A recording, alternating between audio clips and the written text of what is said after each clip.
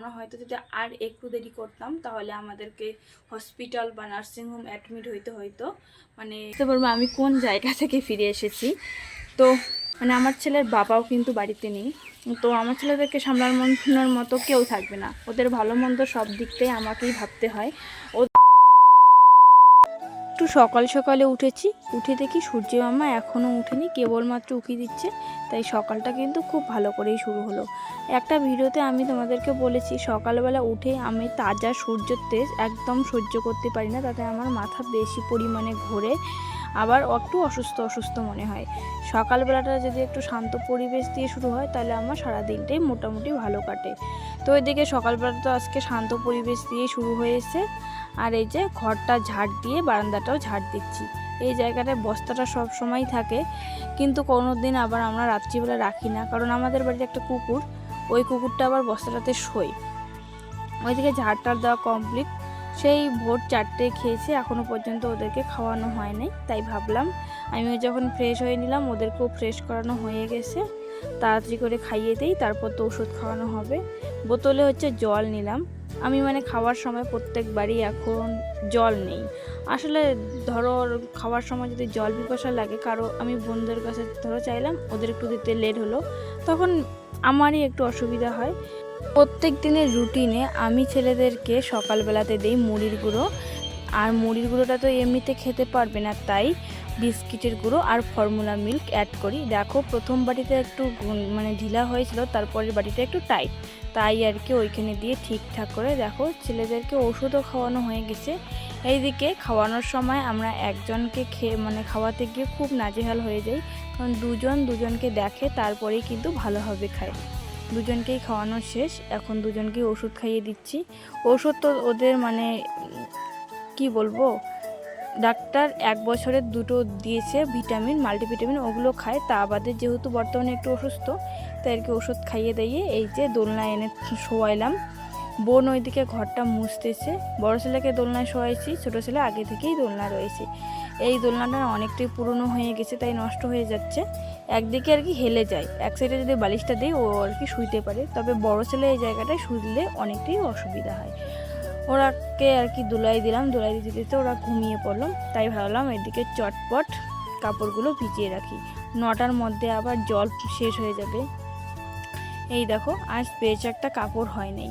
ওরা না আজ না তো পটি করেছে না তো হিসু করেছে, আর ঘুম মানে সারা রাত প্রচুর ভালোভাবে ঘুমিয়েছে, শুধু একবার উঠেছিল ঘুম থেকে, শুধুমাত্র কাঁথাটা হিসু করুক না করুক প্রত্যেক দিন যেগুলো আর কি ওদের ব্যবহার করা হয়, আমি আগেই বলেছি আমি প্রত্যেক দিনে সবগুলো ধোয়ার চেষ্টা করি। দেখো 8টা 8:30 যখন বাজে ঠিক তখনই কিন্তু গ্যাস দিতে হয়, মানে গ্যাসটা ওই মানে দুটো ইসে আছে, তো একটা হচ্ছে 24 ঘন্টা পর দিতে হয়। নমস্কার বন্ধুরা, good morning, welcome back to my channel.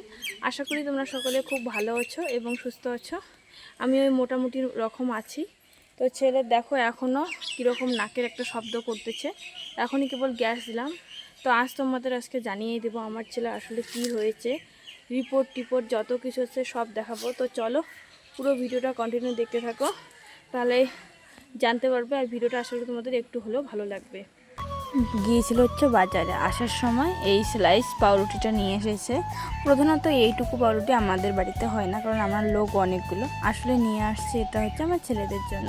তো ওরা তো খাবেই না, অল্প একটু হয়তো খাবে। এইদিকে আসলাম মানে একটু ছেলেদের জন্য আজকে খিচুড়ি বানাবো, বেশ কয়েকদিন থেকে ওরা ভাতই খাচ্ছে, অল্প একটু চাল, এই যে ডাল, অল্প একটু মুসুর ডাল, এখনও না মুগ ডালের খিচুড়ি খাওয়াইনি। গ্যাসটা ধরিয়ে নিলাম, এই যে দিলাম সঙ্গে হচ্ছে আলু 1 টুকরো না 2 টুকরো, 3 টুকরো পেঁপে, ওদের না কয়েকদিন থেকে পটির সমস্যা, তাই পেঁপেটা দিলাম। আর দেখো গ্যাসের 2টো ওভেন নষ্ট হয়ে, ওভেন না চুলা নষ্ট হয়ে গেছে, ওভেনটার কি অবস্থা, এটাও চেঞ্জ করতে হয়। এদিকে তো খিচুড়িটা বসিয়ে দিয়েছি, মানে এই যে গাছে আমাদের যে টাটকা টাটকা সাবপুতিগুলো, মা বলতেছে কয়েকটা এনে না হলে খিচুড়িতে দে, তাহলে খিচুড়িটা ভালো হবে। তারপর এসে দেখি অনেকগুলো সাবপুতি হয়েছে, কি আর বলবো, 1 ঝুড়ি সাবপুতি পেয়েছি। দেখো আমার খিচুড়িটা হয়ে গেছে, আর খিচুড়িটার এরকম কালার দেখে আবার অন্য কোনো মানে খারাপ কমেন্ট করো না, কারণ হলুদটা শেষ হয়ে গেছে, আর সেই জন্যই মা দেখো আজকে একটু ছ্যাঁকা রান্না করেছে, এটা কিন্তু কচুর ছ্যাঁকা। কি প্রচণ্ড পরিমাণে রোদটাই উঠেছে। এখন আমি করলাম হচ্ছে এডিট, কারণ কালকে এডিট করতে পারিনি, আজকে এডিট করলাম। তাও অনেকটা টাইম হয়ে গেল, এখন হয়ে গেল কতটা, দুপুর মতো হয়ে গেল। এখন ছেলেদেরকে খাওয়াইতে হবে। খিচুড়ি রান্না করেছি একটু, খিচুড়িটাই আজকে খাওয়াবো।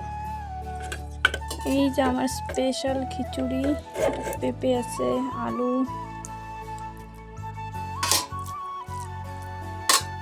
খিচুড়ি এখানে পেঁপে আলু আছে। একটু গ্লাসটা দিয়ে চটকে নিব। আর খিচুড়িটার কালার এরকম একটু হলুদ কম হয়েছে, তাই ব্যাস হয়ে গেল।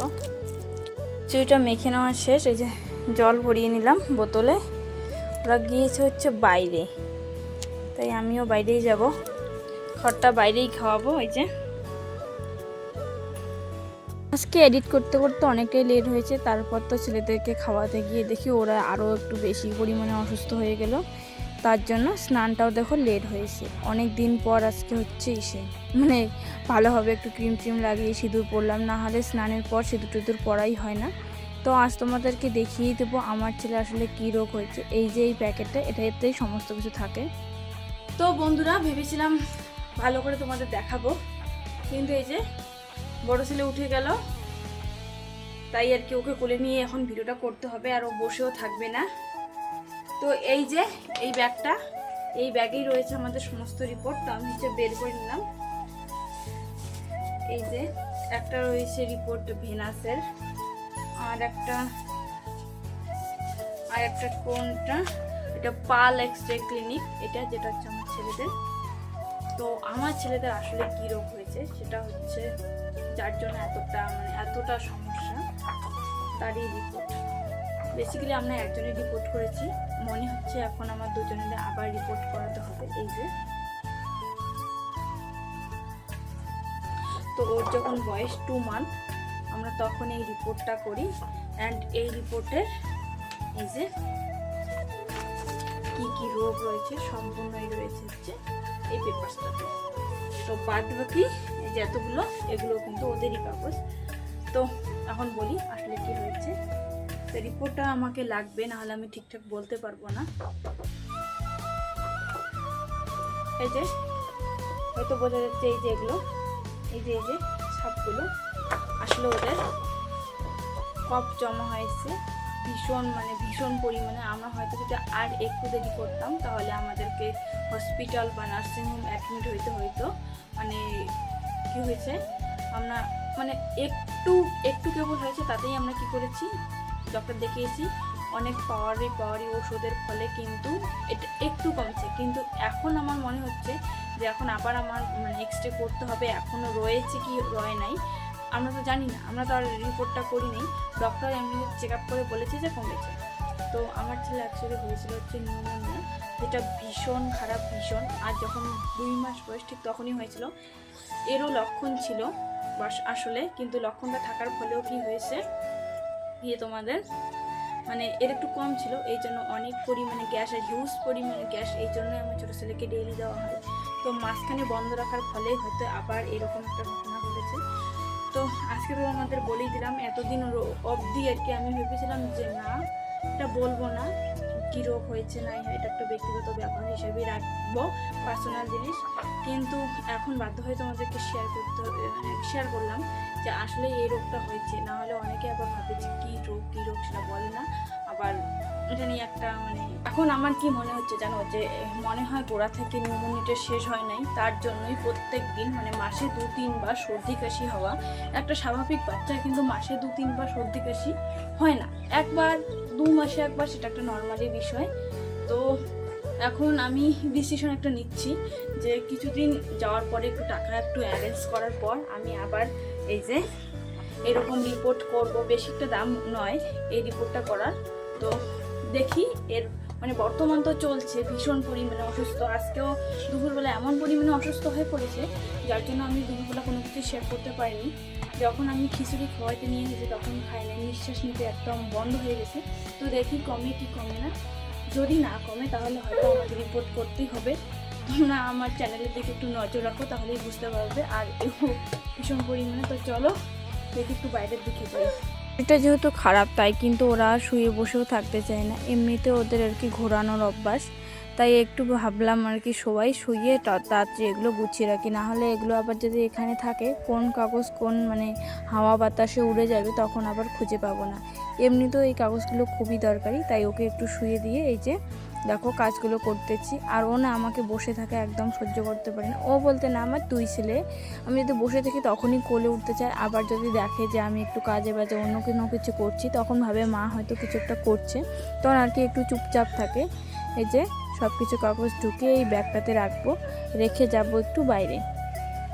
এই ব্যাগটাতেই আসলে আমার সব কিছু জিনিস থাকে বর্তমানে, মানে ওই কাগজপত্র, তারপর যত আর কি যা যাবতীয় কোনো ডকুমেন্টস তাই বলে কিন্তু না, এই কাগজটাতে রেখে মানে ব্যাগটাতে রেখে ব্যাগটার উপর ওই ব্যাগটা রাখি। আসলে তো তোমাদের বলেই দিয়েছি আমি শোকেসে কোনো জিনিস এখন রাখি না। তো এতদিন থেকে লুকিয়ে রেখো আর কোনো লাভ নেই, তোমাদেরকে বলেই দিলাম কী রোগ হয়েছে।